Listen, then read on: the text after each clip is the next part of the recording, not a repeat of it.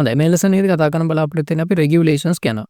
එතකොට රෙගියුලේෂන්ස් කියලා කියන්නේ අපිට යම්කිසි නීති ටිකක් දාලා තියෙනවා අපේ ආණ්ඩුව විසින්.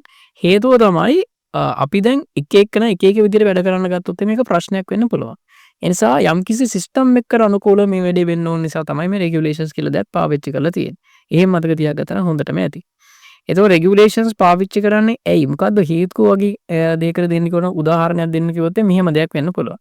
දැන් හිතන්නකෝ ගෙදරක් තියෙනවා. ගෙදර කවුරු හරි ඕනම විදිහට හදලා තියෙනවා. රෙගියුලේෂන් මොකුත් නැහැ. හැබැයි ඒක ඇතුලේ ගින්නක් යනවා. එතකොට සමහර ලාවට මේක ගැන හිතන්නේ නැතුව මේ මිනිස්සේ හදලා තිබ්බොත් එහෙම ඒ ගෙදරට වතුර පාරක්වත් ගහ ගන්න බැරි වෙන්න පුළුවන්. ඊට පස්සේ ඒ ගෙදර නිසා අනිත් ගෙවල් වලටත් ගින්නේ පැතිරෙන්න පුළුවන්. ඔන්න ඔය වගේ දේවල් වෙන්න පුළුවන් ගැන වළක්ව ගන්න තමයි මේ රෙගියුලේෂන්ස් කියලා දෙයක් හඳුන්වා දීලා තියෙන්නේ. ඒතකොට මේ ගිනි ගන්න එකටම නෙමෙයි රෙගියුලේෂන්ස් හඳලා තින්නේ. හරි. නමුත් රෙගියුලේෂන්ස් වලින් කරන්නේ මෙන්න මේ වගේ දෙයක්.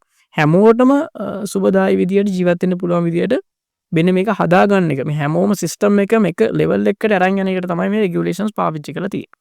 හරි. එතකොට ඒක හොලුවට දාගන්න පුළුවන් වෙයි කියලා මම හිතනවා. රෙගියුලේෂන්ස් වලින් රෙගුලේෂන්ස් ඉගෙන ගන්නකොට ප්‍රධාන කාරණා දෙකක් ගැන සැලකිලිමත් වෙන්න වෙනවා.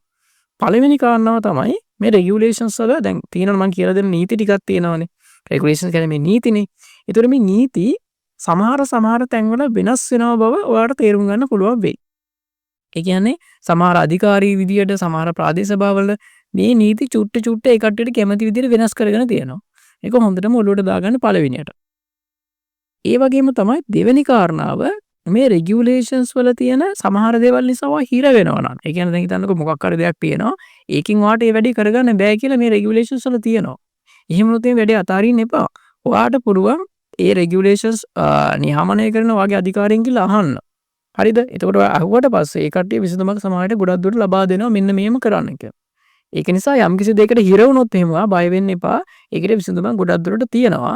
ඒක ගිහිල්ලා අහන්න බය වෙන්නේ නැතුව එතකොට ඒකට විසඳුමක් දීවි. මම කියන්නේ හැම තැනම මේ විසඳුම ගන්න පුළුවන් කියලා. නමුත් ගොඩක් දුරට විසඳුමක් ලබා ගන්න හැකියාවට තියෙනවා.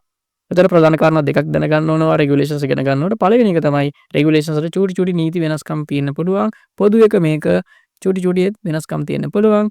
දෙවෙනි කාරණාව තමයි ඔයා මොකක් හරි හිර වුණොත් මේක කරගන්න බෑ කියලා. ඒකට විසඳුමක් ලබා ගන්න පුළුවන්. ඒක ගිහිල්ලා අහන්න බය නැතුව. හරි. ඔන්න ඔය දෙක දැනගෙන ඊට පස්සේ අපි යමු අපේ පාඩමට. මම ඩ්‍රොප් ස්කීප් එක කරන් තියෙනවා. මම මේ ලෙසන්ස් ටික කොටස් 3කට කඩන්න කියලා හිතුවා. පළවෙනි ලෙසන්ස් ටිකේදී මම කතා කරන්නේ ගොඩනැගිල්ල පිටත. ඒ කියන්නේ ඉඩමත් එක්ක සම්බන්ධ දේවල් ටික කොහොමද තියෙන්න ඕනි කියලා. දෙවෙනි කොටසේ මම කතා කරන්නේ ගෙදර ඇතුලේ කොහොමද රෙගුලේෂන්ස් තියෙන්න ඕනි කියලා. තුන්වෙනි කොටසේදී අපි ප්‍රූව් ගන්න විදිහ ආන් ඒ වගේ දේවල් චුට්ටක් කතා කරගෙන යමු. හරි මම හිතනවා මේක ලෙසන්ස් කීපයකින් මට දෙන්නේ මේ කියලා. අපි බලමු මේක කොහොමද කරගන්න කියලා. අපි ඉස්සෙල්ලාම එහෙනම් ඉඩමත් එක්ක සම්බන්ධ දේවල් ටික ඉගෙනගෙන යමු. හරි.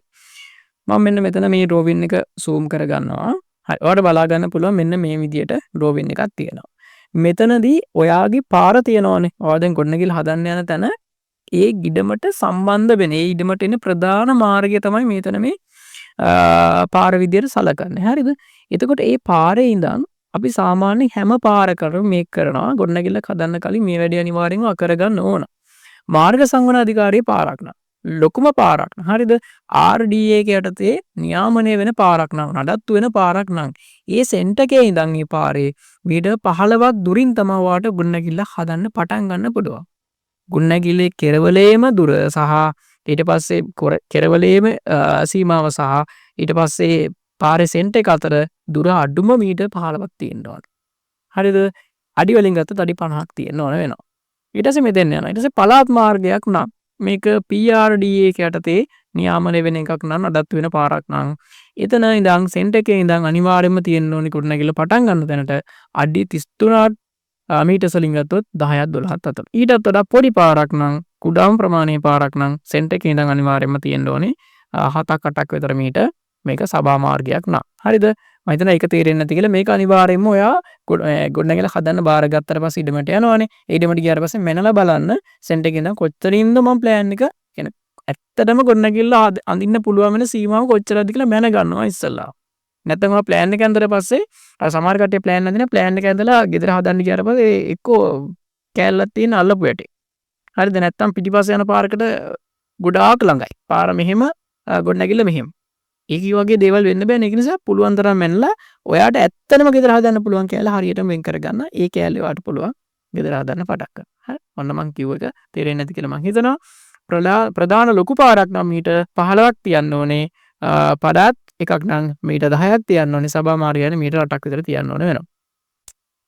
ඊට පස්සේ පල්ලෙහාට යනවා අපි. පල්ලෙහාට ගියාට පස්සේ බලා ගන්න පුළුවන්.